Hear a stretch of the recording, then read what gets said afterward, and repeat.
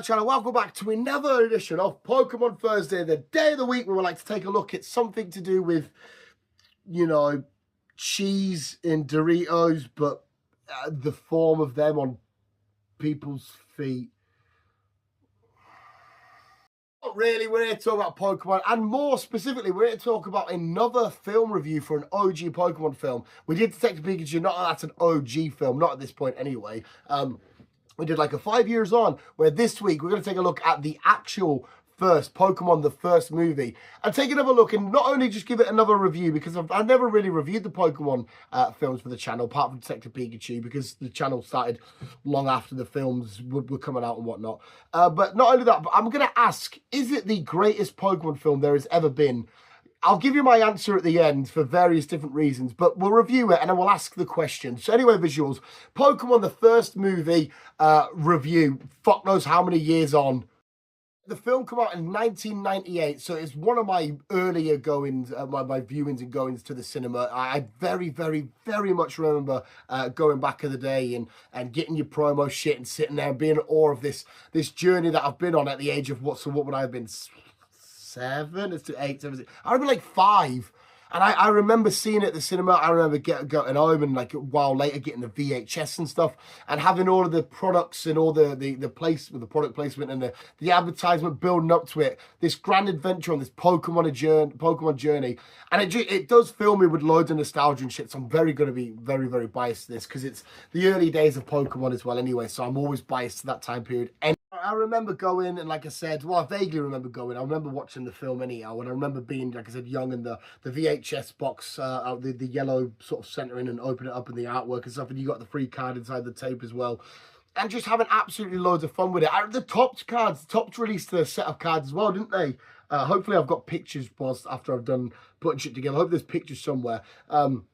Topps having a card set for this, and I remember I still to this I haven't kept them though. I've kept my old Pokemon card. I never kept them, and I don't know if it's something my mum just threw away or what, or I never collected them all or some shit. But I remember being just as excited as opening them as I did for the film. But so everything. My point is, everything surrounding the film, from the promo shit to like the Topps cards and that, the trailers you were getting and whatnot, just filled me with it. You know how now you'll get you got to watch Deadpool Wolverine, you get the Funko Pops coming out, or you'll get, you know, the trailers and the interviews with Hugh Jackman, Ryan Reynolds, and all this stuff around it, hyping you up for the film a bit more, and multiple trailers.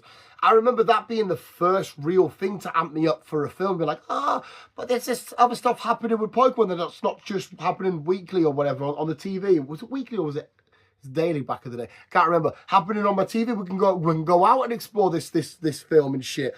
And I just remember being all of the outside stuff fueling my love and want to go watch this film. Written it down in my notes. It's quite funny because when I was googling it and whatnot, Rotten Tomatoes, actually, I don't know if it's still the case because I've had these notes for about a week or so. The Rotten Tomatoes critic score give it 16%. The audience score 75%, but like, fair enough. I don't know. I don't know why they've ranked it so low. I don't know if you can be that harsh on a Pokemon film. Yes, it's not going to be 100% cinema masterpiece, but it's just a fun, silly little kids film. Well, I say fun, silly. The tone of it at some points were fucking not silly. A quick shout as well. I really did enjoy the Netflix remake. It's pretty much beat for beat the exact same thing, but in this new little sort of 3D animated art style. Absolutely phenomenal. The remake was also friggin' beautiful. Film itself, it explores a huge part of the Pokemon mystery, especially in the early days, about Mewtwo and his backstory and Mew and all that kind of stuff. And obviously, there was always speculations around Mew about the truck in Viridian City and shit like that, or the Mew glitch getting hacked in and stuff like people, you know, do this, go here, fly there, whatever. I can't remember the steps at the top of my head. You get Mew, so already give us a few questions and so a few answers to the mystery of Mew, the mystery of Mewtwo and stuff like that, and seeing such, I don't need to worry about spoilers, of course, because Pokemon fans would have seen this a million times probably by now. But the story itself, unraveling the way it did, showing Mewtwo being experimented, or being created and experiments and whatnot, Giovanni and stuff using him for whatever he needed to use him for. The armored Mewtwo being like one of the most badass things to ever see. I know we've got glimpses of it before this and whatnot, but armored Mewtwo just being an absolute unit and a G, like, what the fuck is going on here? To him, the creation, the big, you know, the Dragonite coming and delivering, because that was one of the promo cards as well, wasn't it? delivering the message. Ash and Misty and Brock and everybody else going to this mysterious island of other trainers. There's going to be these battles and whatnot. Getting there, Charizard rocking up and not giving a flying fuck about, it's Mewtwo, I don't care. Seeing all these different trainers with these teams. They're all trying to get there in this massive storm, and they're all holding on to, is it Staryu, whoever? No, it would be Staryu, wouldn't it? That I can't remember who she chucked out now.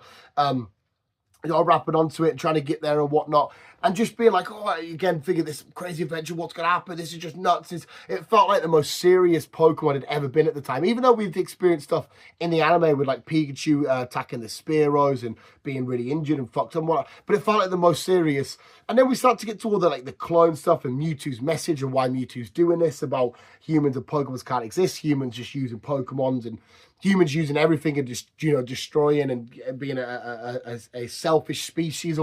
And the questions he was asking about his life and why is he here and all this kind of stuff, to even the end message about like, okay, so humans and Pokemon can exist, and the questions about fucking life. Now, at the time, I obviously didn't register it, but as he got older and rewatched it and stuff, the messages Mewtwo's chucking about, like, life is about what you choose to do with, the life that you've been given, all this shit, thinking, this is the hardest, heaviest hitting shit ever. And I watched this shit when I was like 5 or whatever, thinking, oh yeah, just Pokemon battling away. Oh wait, Ash just turned into stone. Ash turning into fucking stone, and the Pokemon crying, and the clones and that fucking stopping for a second, him being in the way of Mewtwo and Mew, and everyone's like, oh shit, we may have fucked him up. And I'm in the cinema, stop making Ash or Pikachu or people get fucked up. In the Pokemon I Choose You movie, with Pikachu said, listen, I don't want to not be by your side and shit like that. And you're thinking, stop putting me in little horrible states. Pokemon, just have fun. But no, they want to hit us with emotional shit. But I remember seeing that thinking, hang on a sec, hang on. Is Ash fucking dead? Is one of my heroes at the time? You got like Goku kicking around, obviously Spider-Man being there and shit, and Ash being one of my heroes. I'm kicking up thinking, is he dead? Have we lost Ash? Is he fucking dead? It's just breaking me. And of course, we know what happens. He comes back to life and shit like that. But that bit was one of my earliest traumatic cinema experience. Film doesn't only, it cripples you, but it also makes you feel so happy with joy when there's a relatively happy ending. Mewtwo, everyone goes their separate ways. The clones are, going off with Mewtwo, doing whatever they need to do. Mew just being a cute, adorable little shit that it is. Ash continuing, the bond with him and Pikachu, and it's everything else just being stronger. But it still stands for me personally, the test of time. It's got some hard, heavy Pokemon battles. It's got some emotional moments with these important main characters of Ash and all that kind of stuff. It explores the lore and backstory of Pokemon and some of the mysteries, especially back at the time. It explores some of them about, what's Mew really from and where's Mewtwo or who's Mewtwo and what's really happening and the story that's going on there. And it was a really fun Pokemon adventure. Plus, it was a nice sidestep to, again, at the time I didn't appreciate it, but now I do. A nice sidestep from going a bit darker and a bit more nittier and grittier than the main series was. Because I know it had its moments, but that was the heaviest, I think, at least I remember, at the time, Pokemon ever being. And of course, it's an early cinema trip for me. It's one of my earliest memorable cinema experiences that I, just about kind of remember bits and bobs about. I just remember certain emotions in the cinema and stuff, and being sat there and where the town that we were in. And I'm being biased because it gave me early cinema experience, like I said. But it still is a phenomenal film. Like I said, the remake, it does its service, and I like the animation. I'd rather watch the original, but I've got no issue if that one got chucked, and I could watch that till I'm blue in the fucking face. It is a great film. It is a phenomenal film. I don't know how it's got, like I said, what was it, 16% of reviewers. I don't know how you can rate it so low. It's so inoffensive. Answer the question at the start, I do think it is the best Pokemon film of all time. Now, there are some Pokemon films that I've explored a hell of a lot when we're doing, like I mentioned, I Choose You. I think that's a phenomenal Pokemon film. The live action Detective Pikachu, phenomenal. The Lugia, what is it, Pokemon 2000, the Lugia one. Pokemon 2000, I think it's called, isn't it? Great. There's loads of great Pokemon films. The Secrets of the Jungle, or whatever it's called, the Power of Us. There's loads. Very rarely I'm disappointed with a Pokemon film, but I think because of how emotionally sometimes draining that film was, of how hard, heavy, and impactful. Because a lot of the other Pokemon films don't really impact me as much. They don't really there's nothing in there that that destroys your soul. You just have a nice little fun adventure, usually exploring some sort of legendary or mythical, and away we go. But this asking questions, and again, now looking back, hearing these monologues and these speeches about genuine life stuff, it was just so hard, heavy, and hitting. It was fun. The clones absolutely loved them, seeing Venusaur and Blastoise and Charizard and all the other clones coming out with their markings and whatnot, the Pikachu clone and shit. Seeing the battle between Mew and Mewtwo, absolutely phenomenal. The Dragonite delivering the message and the mystery behind it all, and you're like, oh, okay, what's happening here? Because again, at the time, I didn't realise, okay, it's obviously Mewtwo sent that message coming over. The weird kidnapping that he does of poor Nurse Joy, bringing her over and shit like that. It's just, it's a phenomenal film. It's a great film. I absolutely adore it. Like I said, it's not cinematic masterpiece. It's not a Lord of the Rings. It's not an Oppenheimer. It's not obviously up there with them, but it's, to me, I'm emotionally attached so bad, and I definitely think it's a phenomenal film and the best Pokemon film there has ever been. Like I said, I know I'm shrouded in bias because it's the time period, my favourite period of Pokemon of all time. My favourite, well, my earliest experience of the cinema experience and shit. Just absolutely amazing, absolutely outstanding. So yeah, Pokemon, the first movie, massive 10 out of 10 and the best Pokemon film of all time. But please, please, please, please, if you disagree, let me know in the comments below. Maybe you're on the side of the 16%. Maybe you think, no, it's dog shit. 60% sounds absolutely right. I want your thoughts and opinions. There we are, the visuals.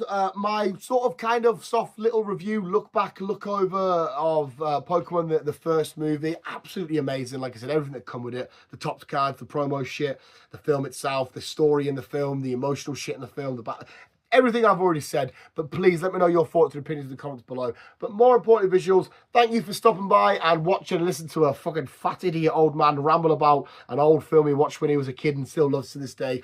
But more importantly, visuals, thank you so much for watching. You guys are literally the fucking best. Rules, keep being you and keep on keeping on.